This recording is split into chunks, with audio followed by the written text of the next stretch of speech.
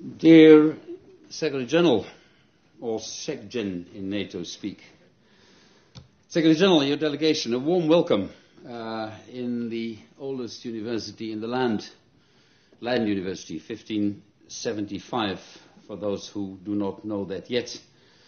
Welcome in the City of Peace and Justice, The Hague, in the Faculty of Governance and Global Affairs. And the relationship between Leiden and The Hague, of course, is underlined by the presence of our Rector Magnificus, Professor Karl Stolker. Welcome, Rector Magnificus. Welcome, Karl. Welcome, Ambassador of Bosnia and Herzegovina. And more important, welcome students, because this afternoon is about you. Secretary General, you visit the Netherlands in a time where peace and justice from time to time seems to be in rather short supply. The world of order seems to be shrinking and the world of disorder seems to be spreading. You're leading the North Atlantic Treaty Organization, NATO, which during recent years has been forced to a strong focus on its core responsibility, keeping the territorial integrity of its allies intact and unchallenged, but also to continue to provide stability in parts of the world where that is deemed necessary. Secretary General, I know you're preparing for the July NATO summit. You should know that NATO summits are more exceptional than European Union summits, where we seem to have one about every month. NATO summits are special, and it is, by the way, also an important summit because it will be the first formal summit in the presence of the American President Donald J. Trump. I hope that summit will reaffirm that the transatlantic relationship is a two-way street. The European allies should realize that stability and the rule of law does not come for free, also not financially. It should be nourished. Democracy, rule of law, human rights should be nourished and should be protected, and also in the financial sense. For our American friends and allies across the ocean, the message will hopefully be during that summit that they do not have better allies than their European friends, sharing the same values. On that note, Secretary General, it is my great pleasure again to welcome you and to ask you to take the floor for your speech. And as you know, dear students, the Secretary General has kindly agreed for a Q&A, a question and answer session, which I will moderate after the speech of the Secretary General. Secretary General, may I invite you?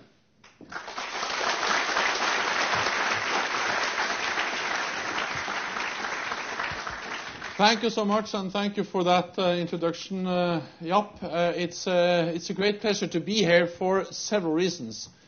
It's a great pleasure to be here because it's a great honor to be introduced by you, a former Secretary General of NATO, and you were responsible. You had a mandate when NATO actually had to respond to many difficult challenges at the same time. During your mandate, NATO was responsible for implementing, I think, the biggest enlargement of our alliance with many new members. Then we, as an alliance under your chairmanship, we acted in a calm but also firm and measured way to Russia's aggression against Georgia. And then also when you were Secretary General, we increased our presence in Afghanistan, conducting the biggest and most difficult military mission and operation NATO has ever conducted. So for me it is a great honor to follow your footsteps and to meet with you and to be introduced by you here at the Leiden University. So thank you. Then the second reason why I like to be here is that I like being in the Netherlands, in The Hague and in this country. It's very flat compared to my own country in Norway, but despite that I like it because I like the people, I like the culture, I like the atmosphere, and therefore it's always nice to be in the Netherlands. The only thing I really don't like with the Netherlands is that you have the bad habit of beating Norwegians when we do different skating races, for instance, in the Olympics. So if you only change that habit, there will be nothing wrong with the Netherlands. The third reason why I actually like to be here is that I like academic institutions.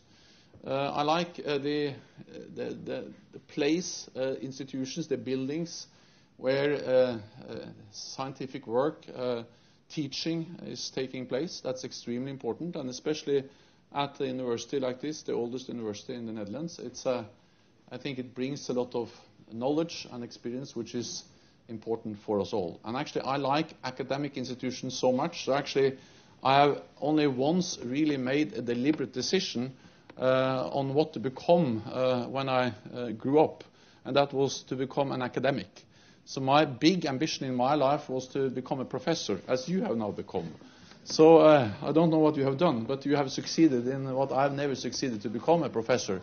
Because when I finished my exams back in Norway as an economist, and I remember we actually read some books of a Dutch professor called Jan Tinbergen, a great economist, and he actually won the Nobel Peace, not the Nobel Peace, but the Nobel Prize in economics together with Ragnar Frisch, a Norwegian economist. Then I decided to leave politics, because I've been active in youth politics and student politics, and do something real work, to start to do scientific work. And I worked in the research department of the Central Bureau of Statistics, working on econometrics and mathematics for 2 years. Then I was asked to become deputy minister in the Ministry of Environment in Norway. And I said I will do it for 1, maximum 2 years. Then I will go back to this beautiful life of academics. I've been in politics since then. I never managed.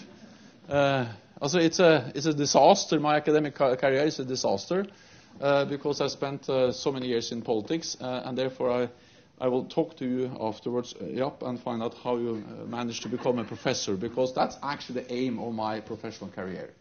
So therefore, since I've not been able to, pursue an academic career, it's even greater to visit academic institutions and to have some kind of the atmosphere and to breathe in some of the air from academic institutions like this university.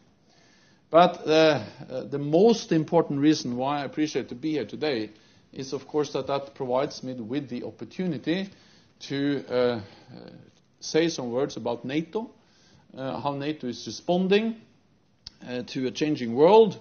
I will not cover all the issues, not all the items which are important for NATO and our security, because I will really try to not be too long, meaning that you have some time for questions and comments afterwards, and then you can raise the issues I don't cover in my introduction. NATO is the most successful alliance in history. And the main reason why NATO is so successful is that NATO has been able to change when the world is changing. For 40 years, since NATO was founded in 1949, and the Netherlands was one of the founding members, 40 years from 1949 to 1989, NATO actually only did one thing. And that was to deter the Soviet Union during the Cold War.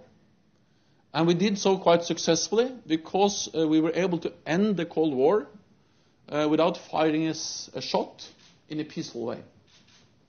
And the Cold War ended when the Berlin Wall came down in 1989, and soon after the Soviet Union was dissolved and the Warsaw Pact was dissolved. And then people started to ask, do we need NATO anymore?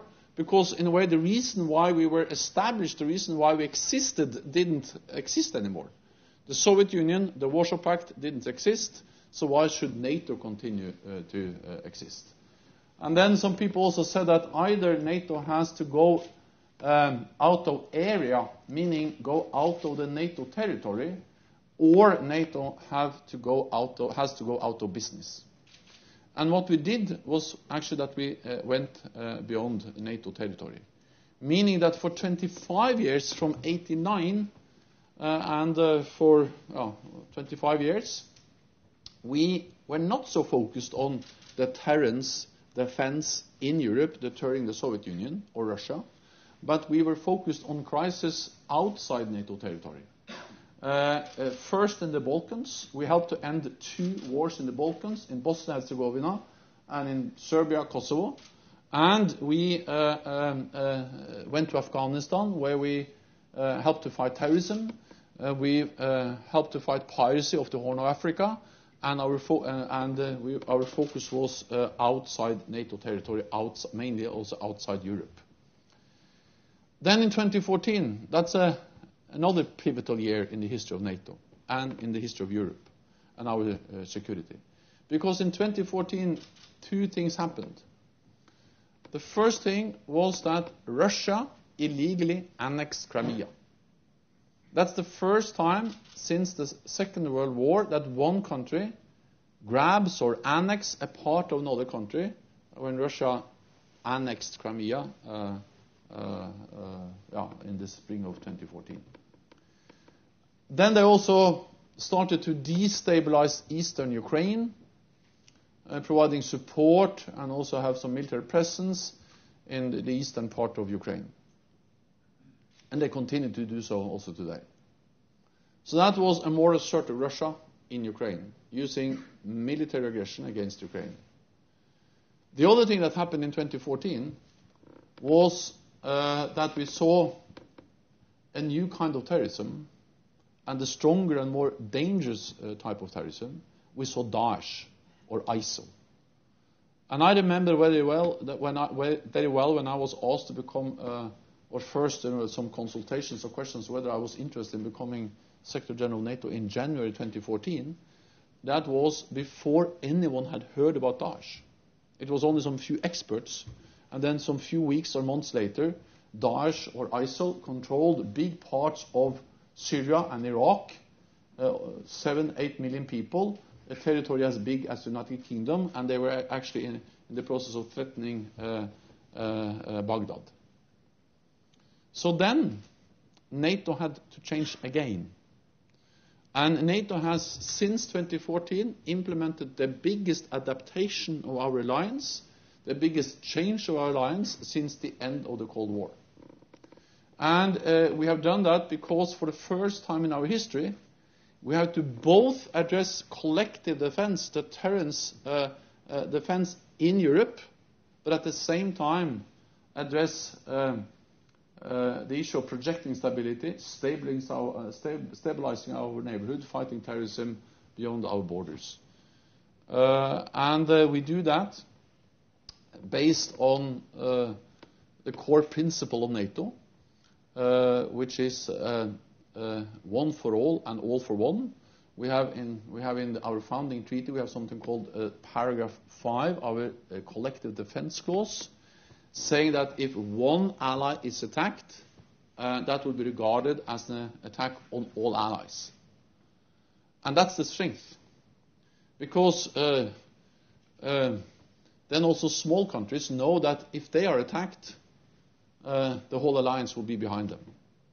And the purpose of that, those security guarantees, so that collective defense clause, Article 5, is of course to provide what we call credible deterrence.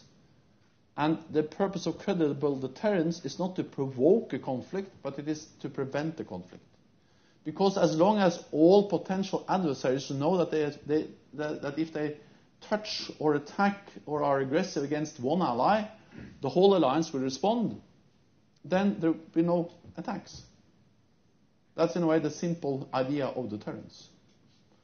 So the purpose is not in a way to win the war, the purpose is to prevent the war. And we have successfully been able to deliver that credible deterrence for almost 70 years. And that's perhaps the longest period of peace in Europe for almost ever, at least for hundreds and hundreds of years.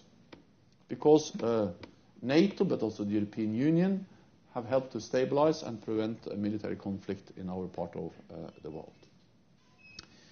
Now we need to deliver the same kind of deterrence, collective security guarantees, in a different world than we have done up till now. And we are responding partly by implementing a big reinforcement of what we call collective defense, meaning also our joint defenses.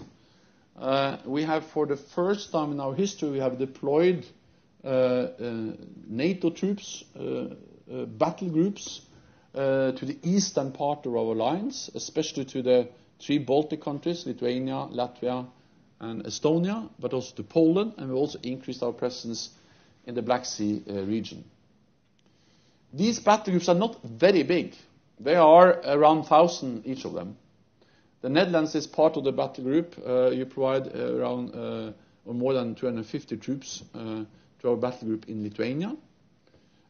As I said, well, it's around 1,000 in each of them. But the important thing with those battle groups is that they are multinational, meaning that Germany leads the battle group in Lithuania, the United States leads the battle group in Poland, the UK leads the battle group in Estonia, and Canada leads the battle group in Latvia, and then there are many other NATO allies providing troops.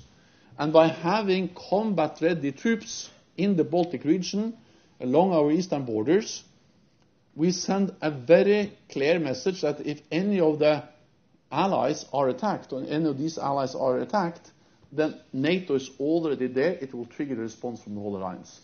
So that's the best way of providing credible deterrence, by having troops already deployed in these countries.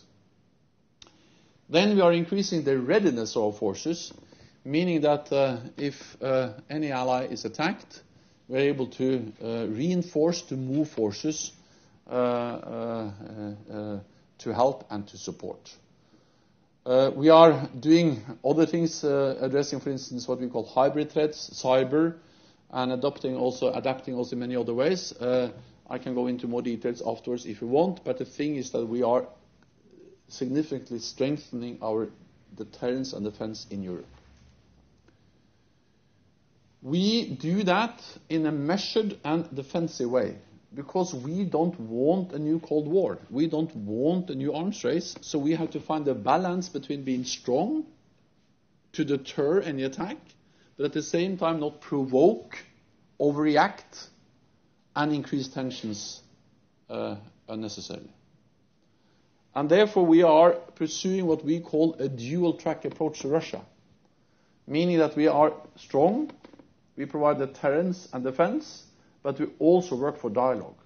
For us, for NATO, there is no contradiction between deterrence, defense, and political dialogue. Actually, we believe as long as we are strong, we can also engage in political dialogue with Russia. And that's exactly what we're doing, because Russia is our neighbor, Russia is there to stay, Russia will not go away, and therefore we have to continue to strive for a better relationship with our neighbor, Russia. And even if we don't believe it's possible to improve the relationship, we have to manage the relationship with Russia.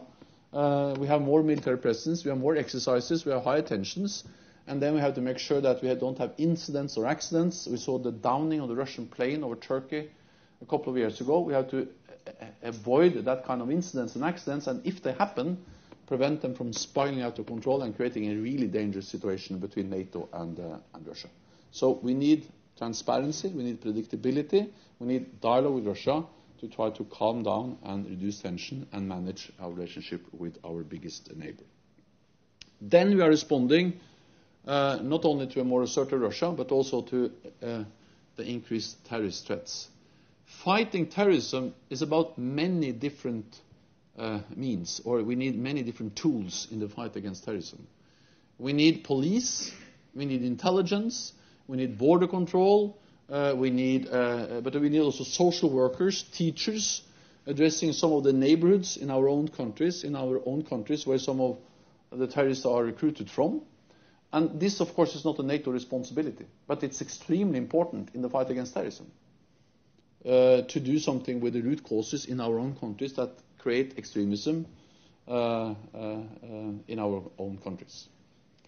But there's also a role, and an important role, for NATO in the fight against terrorism.